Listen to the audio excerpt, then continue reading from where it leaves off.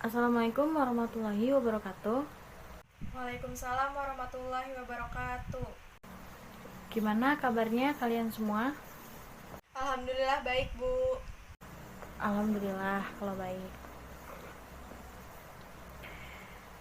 Sebelum belajar kita berdoa terlebih dahulu ya.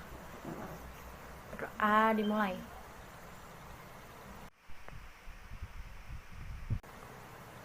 Berdoa selesai. Kita absen dulu ya.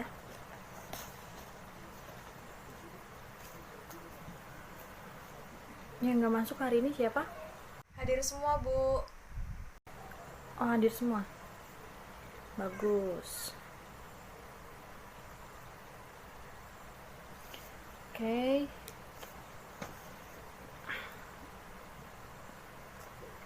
Sekarang lagi musim pancaroba ya. Cuacanya lagi sering berubah-ubah gitu. Sebenarnya sekarang tuh seharusnya sudah masuk musim kemarau ya, tapi masih ada aja, masih sering hujan turun gitu kan. Nah, ini musim pancaroba disebutnya. Kadang hujan, kadang panas gitu. Jadi nggak nentu. Nah, kalau lagi kondisi cuaca kayak gini, kita itu harus tetap menjaga kesehatan. Kenapa sih Bu emangnya kalau kita harus menjaga kesehatan?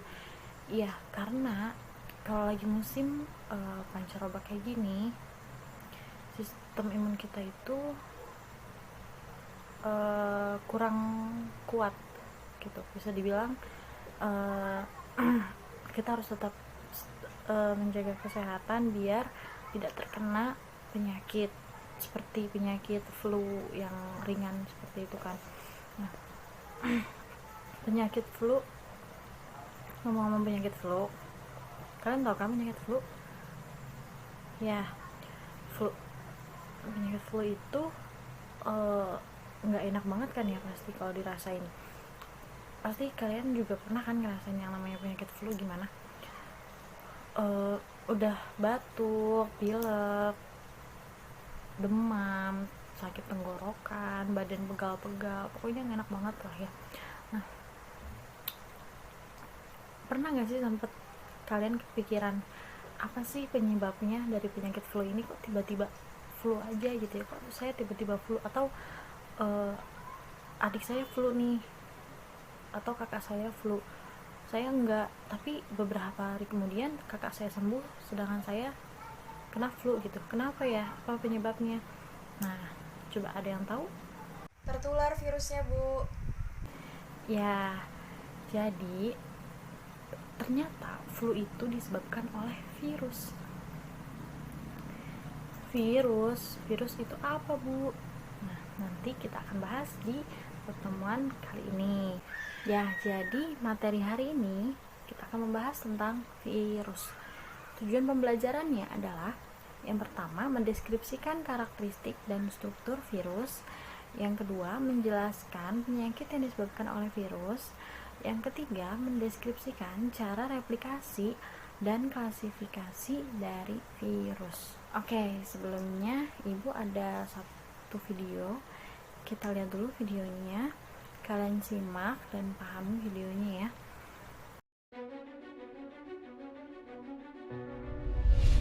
Bentuknya sama-sama kecil, tapi sekalinya bikin ulah satu dunia yang kerepotan. Mereka adalah virus dan bakteri, organisme yang paling suka disalahin kalau ada orang yang sakit. Tapi sebenarnya, seperti yang sering kalian tanyakan ini, apa sih bedanya mereka dan manakah yang lebih mematikan? Simpelnya banget, kalian mesti tahu dulu kalau dua-duanya itu bisa mematikan. Ya, karena mematikan atau enggak tergantung jenis virus atau bakterinya. Misalnya penyakit tuberkulosis atau TBC, jadi salah satu penyakit paling mematikan di dunia yang disebabin sama bakteri. Buat virus, nggak perlu ditanya lagi. Tapi fakta mengejutkannya, bakteri dan virus pun nggak selalu mematikan. Bahkan lucunya bisa nolongin kita juga. Di perut kita contohnya, itu jadi tempat tinggal 380 triliun bakteri yang ngebantu sistem pencernaan. Sama halnya kayak virus, yang juga bisa ngebantu ngelawan bakteri jahat dan nyelamatin nyawa manusia. Jadi intinya, mereka berdua ternyata hanya mematikan kalau nginfeksi tubuh kita. Terus kalau gitu, apa yang sebenarnya ngebedain mereka? Simpelnya banget, mereka itu beda banget. Dari wujudnya aja, bakteri itu sel yang hidup. Sementara virus itu benda biologis yang nggak bisa dibilang hidup juga. Kalau dari ukuran, bakteri itu jelas kecil banget. Tapi virus itu ternyata jauh lebih kecil lagi. Bahkan nggak bisa dilihat pakai mikroskop biasa. Dari cara tumbuh kembangnya pun berbeda. Dari miliaran tahun lalu waktu manusia belum ada, bakteri bisa tumbuh kembang sendiri. Sedangkan virus cuma bisa bertahan kalau numpang di makhluk hidup lain dan nipu mereka sampai sel-selnya rusak. Tapi kalau udah sama-sama nyakitin tubuh, kita pun mesti nyiapin taktik yang berbeda. Antibiotik untuk bakteri, dan vaksin atau antivirus untuk virus. Oke, lalu apa yang bikin mereka bisa mematikan? Simpelnya begini, karena mereka punya banyak taktik buat menginfeksi. Bakteri jahat adalah makhluk yang siap nyerang tubuh dengan memperbanyak diri atau ngehasilin racun dan akhirnya ngeganggu kerja suatu organ. Sedangkan virus itu paling jago nyerang kita, karena bisa ngenalin dan nargetin sel yang mau dia rusak.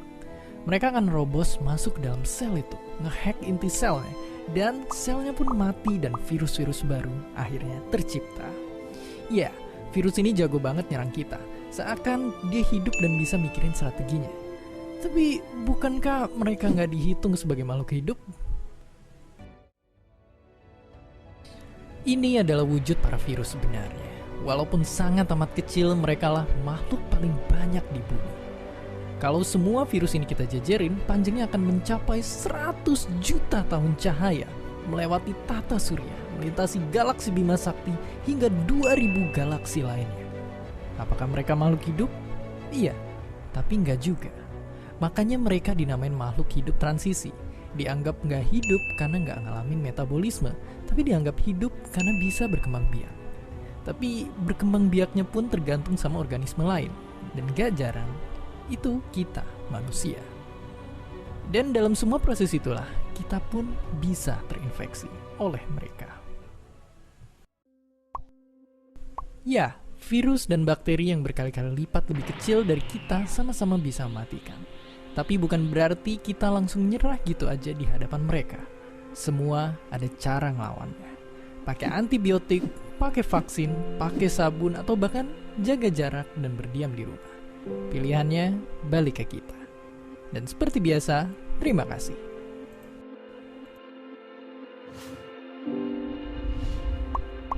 Terima kasih udah nonton Kok Bisa. Punya pertanyaan lagi? Tulis aja di kolom komentar di bawah. Keep asking and stay curious.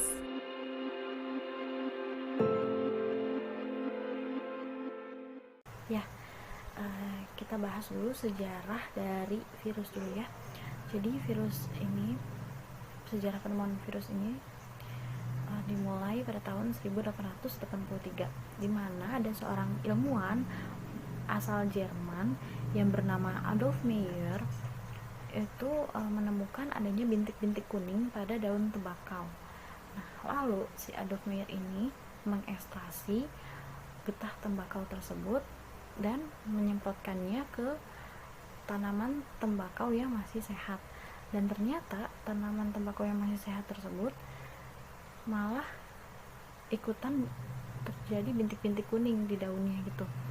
Lalu Adolf Meyer ini meneliti gitu di mikroskopnya, tapi tidak ditemukan adanya bakteri, tanda-tanda bakteri gitu, gak ada. Sehingga Adolf Meyer ini berkesimpulan bahwa mikroorganisme ini ukurannya itu lebih kecil daripada bakteri. Lalu ada penelitian lagi setelah Adolf Meyer pada tahun 1892, yaitu dilakukan oleh ilmuwan asal Rusia yang bernama Dmitri Ivanovsky. Dmitri Ivanovsky ini melakukan penelitian yang sama dengan Meyer seperti itu, tetapi perbedaannya Dmitri ini menyaring getah tersebut dengan saringan bakteri, gitu kan. Nah, lalu hasil saringannya disemprotkan pada tembakau yang sehat, tapi ternyata tembakau yang sehat ini malah tetap juga gitu menjadi sakit gitu. Lalu setelah Dmitri Ivanovsky ini ada ilmuwan lagi yang melakukan penelitian yang bernama Wendell Meredith Stanley, seorang ilmuwan asal Amerika Serikat. Nah, Wendell ini berhasil mengkristalkan makhluk penyebab penyakit pada tembakau yang sakit itu pada tahun 1935. Kemudian Wendell ini memberi nama virus atau penyakit itu dengan nama tobacco mosaic virus atau TMV. Ya, tadi kan kalian sudah menonton tayangan videonya kan. Ada yang tahu karakteristik atau ciri-ciri dari virus? Tidak bisa hidup jika tidak ada inangnya, Bu. Ya benar, virus itu membutuhkan inang untuk hidup, ya benar. Ya, jadi karakteristiknya, ciri-ciri dari virus itu bersifat seperti benda hidup, dan dia tuh bisa berkembang biak jika berada di dalam sel yang hidup. Kalau tidak ada sel hidup atau tidak ada inangnya, virus itu tidak bisa hidup, ya. Terus virus itu memiliki satu asam nukleat, DNA atau RNA saja. Jadi ada virus DNA dan virus RNA gitu. Jadi nggak memiliki dua-duanya. Terus virus juga bisa bersifat seperti benda mati. Contohnya tidak melakukan metabolisme, tidak bernapas, terus tidak bergerak, bentuknya kristal jika berada di luar sel hidup, bentuknya kristal. Terus virus itu berukuran sangat kecil, ya, antara 20 dan 300 nanometer. Jadi ukurannya kecil, sangat kecil. Makanya tadi pakai saringan bakteri pas lagi percobaan. Ya, pada ilmuwan tadi Dmitri itu tidak tersaring kan, karena dia itu bukan bakteri, jadi ukurannya lebih kecil ternyata. Kalian tahu nggak sih struktur virus itu kayak gimana gitu? Nah, jadi ini struktur virusnya nih, ada gambar struktur virus. Nah, struktur virus itu terdiri dari beberapa bagian. Ada kepala, kapsid, asam nukleat, leher, dan juga ekor. Kok bagian-bagiannya hanya itu aja? Iya, karena virus itu tidak digolongkan dalam organisme seluler, karena tidak memiliki bagian-bagian sel seperti dinding sel, membran sel, sitoplasma, atau organel sel lainnya. Makanya virus itu berbeda dari makhluk mikroorganisme yang lainnya. Nah, tadi kan pertama kepala. Nah, pada bagian kepala ini mengandung asam nukleat. Nah, sedangkan bagian dalam itu mengandung asam nukleat. Nah, sedangkan bagian luarnya itu diselubungi oleh kapsid. Nah, untuk virus bakteriofag, kepalanya itu berbentuk polihedral dengan jenis asam nukleatnya itu DNA. Tadi yang kedua kapsid. Tadi kan di kepala itu bagian dalamnya itu merupakan asam nukleat dan bagian luarnya itu adalah kapsid kan. Tadi asam nukleatnya antara DNA atau RNA, jadi enggak keduanya. Nah, terus kapsid itu merupakan selubung luar virus yang mengandung banyak subunit protein yang disebut kapsomer. Jadi dalam kapsid itu ada yang namanya kapsomer. Kapsid terdiri dari beberapa bentuk sehingga berpengaruh pada bentuk virusnya tuh. Jadi virus itu memiliki berbagai macam bentuk yang nanti kita bahas. Dan terdapat yang ketiga itu asam nukleat. Tadi asam nukleat berada di dalam kepala, Bu. Ya, berada di dalam kepala. Asam nukleat yang dimiliki virus itu hanya satu, DNA atau RNA-nya saja. Asam nukleat ini fungsinya adalah sebagai informasi genetik untuk replikasi. Yang keempat adalah leher. Leher merupakan penghubung antara kepala dengan ekor. Jadi leher itu berfungsi sebagai saluran keluarnya asam nukleat menuju ekor, ya. Terus yang kelima, ekor virus ini terdiri dari serabut ekor dan lempeng dasar. Nah, ekor ini berfungsi untuk apa? Nah, ekor ini berfungsi untuk menempel pada inangnya. Jadi si ekor ini bakal nempel pada inangnya gini. Gitu. Oke, selanjutnya adalah bentuk virus. Jadi kita membahas bentuk virus ya. Bentuk virus itu mengaruhi karena kapsid. Iya, kan kapsid kan terdiri dari beberapa bentuk, jadi mempengaruhi bentuk virusnya. Ya benar. Jadi yang pertama itu ada berbentuk batang. Contohnya adalah virus yang tadi kita bahas di sejarah virus adalah tobacco mosaic virus. Itu bentuknya bentuk batang ya virusnya. Nah, terus ada yang berbentuk batang dan ujungnya itu oval seperti peluru. Nah, itu contoh virusnya adalah rhabdovirus. Terus yang selanjutnya adalah virus yang berbentuk bulat. Contohnya adalah virus HIV. Tahu HIV? Tahu kan ya? Ya, virus HIV itu bentuknya bulat, virusnya bulat. Dan virus ortomisovirus. Terus yang selanjutnya adalah virus yang berbentuk filamen atau benang-benang. Wah, ternyata ada ya virus yang bentuknya benang-benang. Ya ada dong. Nah, contohnya virus Ebola. Terus selanjutnya adalah berbentuk polihedral. Contohnya adalah virus adenovirus. Selanjutnya seperti huruf T. Bentuknya seperti huruf T. Contohnya bakteriofag, itu virus yang menyerang bakteri. Ya, bakteriofag itu virus yang menyerang bakteri Escherichia coli. Oke. Sekarang kalian bagi menjadi beberapa kelompok ya. 6 kelompok aja deh, 6 kelompok.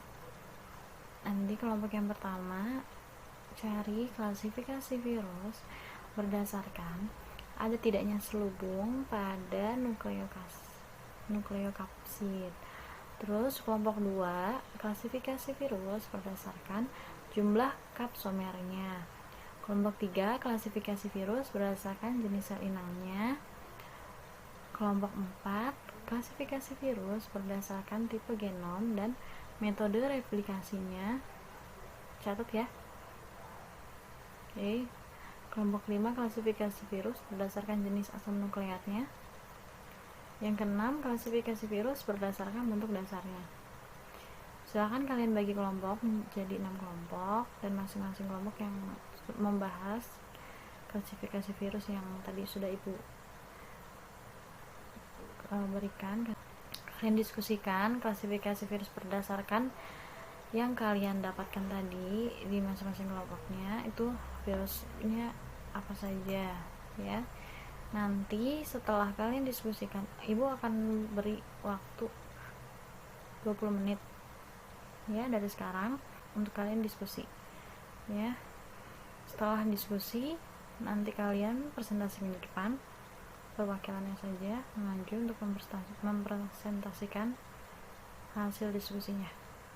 Oke, bisa dipahami? Paham, Bu. Ya, pintar. Ya, silakan.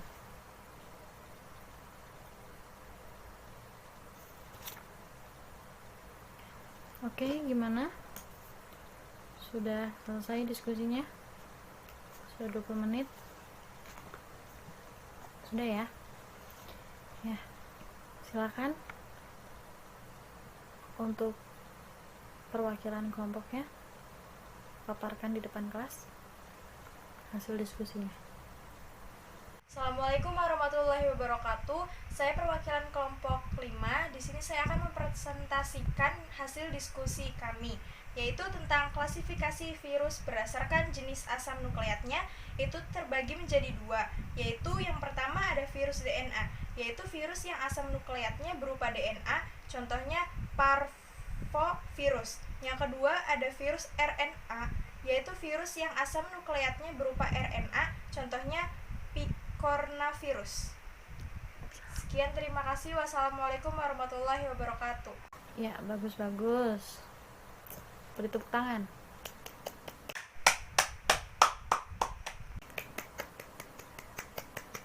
Oke, bagus. Pintar semuanya. Oke, berhubung waktunya sebentar lagi, jadi Ibu akan memberikan tugas ya untuk kalian. Kalian bagi menjadi 3 kelompok, ya. Terus tiap kelompoknya itu cari informasi terkait penyakit-penyakit yang disebabkan oleh virus. Tadi ada 3 kelompok ya. Berarti yang satunya penyakit yang disebabkan oleh virus pada manusia, yang kedua itu pada hewan, yang kelompok 3 itu pada tumbuhan. Oke. Minggu depan sudah selesai hasil diskusinya, dan silakan nanti kalian paparkan di depan kelas. Oke. Sampai sini ada yang mau ditanyakan? Tidak, Bu, cukup. Sudah cukup jelas ya. Oke. Jadi kesimpulannya hari ini, virus itu adalah makhluk mikroorganisme yang berukuran sangat kecil. Nah, dan virus juga tidak bisa hidup jika tidak ada sel hidup, ya benar. Tidak ada sel inang, ya. Terus virus juga hanya memiliki satu asam nukleat, DNA atau RNA-nya saja. Dan virus juga memiliki beberapa bentuk. Bentuk tersebut dipengaruhi karena bentuk dari kapsidnya. Tadi asam nukleat berada di dalam kepalanya virus, dan ekor virus digunakan untuk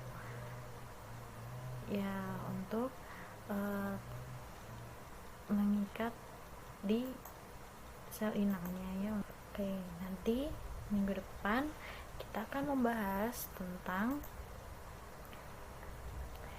replikasi virus dan penyakit-penyakit yang disebabkan oleh virus. Oke,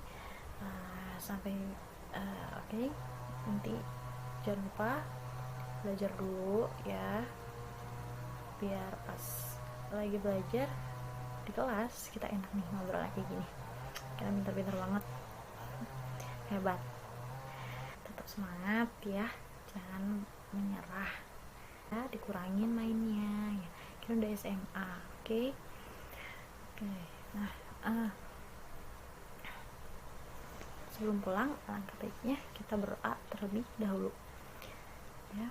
Berdoa dimulai.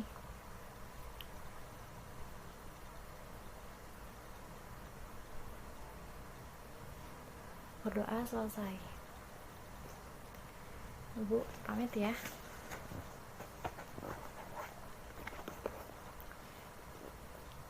Assalamualaikum warahmatullahi wabarakatuh. Waalaikumsalam warahmatullahi wabarakatuh. Terima kasih, Bu.